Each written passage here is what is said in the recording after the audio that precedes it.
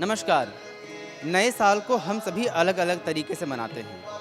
हिंदू, जैन और बौद्ध धर्म में नए साल को यानी कि 1 जनवरी को कल्पतरु वृक्ष के रूप में भी मनाया जाता है। और आज हम कल्पतरु उत्सव के ही कार्यक्रम में पहुंचे हैं और यह कार्यक्रम विवेकानंद विद्या मंदिर जो कि सेक्टर 2 धुरवा में स्थित है, वहां पर हो रहा है। मेरे ठीक पीछे आपको मंच पर स्वामी विवेकानंद, रामकृष्ण परमहंस आदि की तस्वीरें दिख रही हैं, जिनके सामने बैठकर लोग पूजा कर रहे हैं। और ये जो सदस्य हैं जो पूजा कर रहे हैं, ये इसी विद्यालय के यानी कि विवेकानंद विद्या मंदिर के ही शिक्षकगण हैं या फिर इसके प्राचार्य हैं या बाकी सदस्य हैं। दरअसल कल्पतरु उत्सव मनाने के पीछे का उद्देश्य यह है कि आज ही के दिन, आज तो हालांकि 3 जनवरी है, लेकिन 1 जनवरी को रामकृष्ण परमहंस ने कल्पतरु वृक्ष के नीचे ही खड़े होकर अपने शिष्यों को शिक्षा दी थी, उन्हें संदेश दिया था। और उसके बाद से आज तक कई सालों से इस दिवस को लोग मनाते आ रहे हैं। खासकर हिंदू धर्म में, बौद्ध धर्म में और जैन धर्म में इस दिवस को बहुत ही प्रमुखता से मनाया जाता है। और इसी को मनाने का संकल्प विवेकानंद विद्या मंदिर के सदस्यों ने भी लिया है, इसके प्राचार्य ने लिया है और यहाँ भी कई सालों से कल्पतरु उत्सव मनाया जाता रहा है।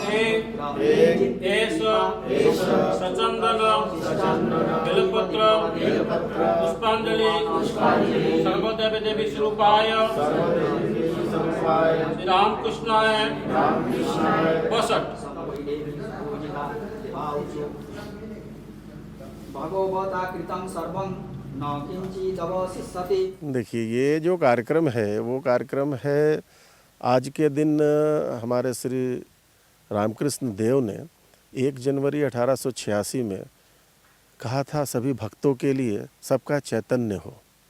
तो उस दिन से ये 1886 से ये एक उत्सव के रूप में और दिवस के रूप में मनता है और हमारे विद्यालय में, हमारे प्रांगण में हर साल मनता ही है। और पिछले वर्ष तो करीब 1000 भक्तों ने शामिल हुए थे, भोग का वितरण हुआ, प्रसाद हुआ। इस बार चूँकि कोरोना काल है, उसको देखते हुए ऑनलाइन व्यवस्था की गई है और जो ऑन ड्यूटी हैं लोग, वो लोग आए हैं। और ये एक ऐसा है कि कल्पतरु दिवस के दिन कल्पतरु वृक्ष जो हमारे पीछे आप देख रहे हैं, कल्पतरु वृक्ष के नीचे रामकृष्ण देव ने सभी भक्तों को भगवान का रूप दिखाया था और सबको बोला कि आप सबका चैतन्य हो।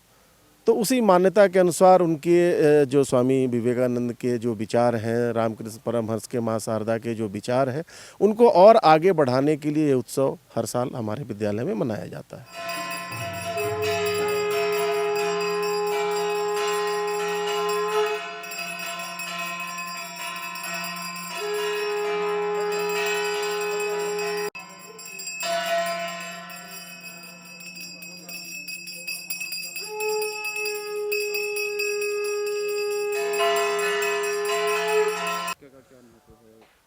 देखिए, कल्पतरु वृक्ष एक दुर्लभ वृक्ष है और ऐसी मान्यता है कि कल्पतरु वृक्ष के नीचे जो भी आप मांगेंगे मिल जाएगा। औषधीय गुण भी है उसमें और औषधीय गुण उनके फल में, फूल में भी है और दुर्लभ वृक्ष है।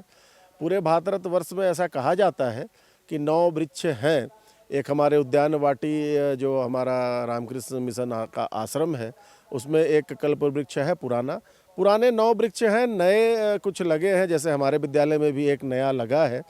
तो वो एक है, वो अभी बहुत पुराना नहीं है, ये 7 साल पुराना वृक्ष है। तो उसको आप मानक में नहीं रख सकते हैं, मानक में सिर्फ 9 वृक्ष ही है। और 3 जो आप देखते होंगे डोरंडा कॉलेज के सामने, वो 7 थे मगर 4 गिर गए, 3 अब वर्तमान में बचे हैं। तो दुर्लभ वृक्ष है और इसकी महानता आयुर्वेद से लेकर के और एक लोकोपचार में ऐसा मानना है कि कल्पतरु वृक्ष के आगे जो भी मान्यता और आप मांग करेंगे उसको आपका पूर्ण होगा।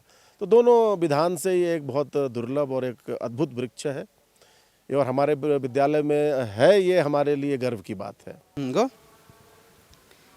कल्पतरु उत्सव मनाने के पहले कल्पतरु वृक्ष के बारे में भी जानना ज़रूरी है। कल्पतरु वृक्ष एक तो बहुत रेयर वृक्ष है, यानी कि पूरे भारत में, जैसा कि यहाँ के शिक्षकों ने जानकारी दी कि 9 हैं और बाकी लगाए गए हैं, लेकिन जो पुराने पेड़ हैं 9 है।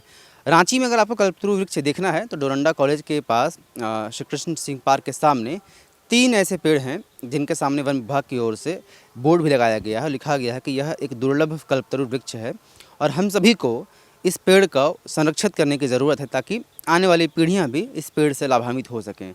इस पेड़ की कई औषधीय गुण भी हैं और जिसकी वजह से यह वृक्ष बहुत महत्वपूर्ण हो जाता है हमारे और आपके लिए। इसी वृक्ष को संरक्षित करने का उद्देश्य यह उत्सव भी देता है। इसके अलावा जो रामकृष्ण परमहंस थे, उनकी जो शिक्षा और उनकी जो सीख थी अपने शिष्यों के लिए, वह तो एक तरफ है ही, साथ ही इस वृक्ष को संरक्षित करने के लिए ताकि मानव जाति निरंतर आगे भी कई सालों तक इस पेड़ से लाभ लेता रहे, यह एक संदेश यह उत्सव भी देता है। Followup.in. Like, share, and subscribe. www.thefollowup.in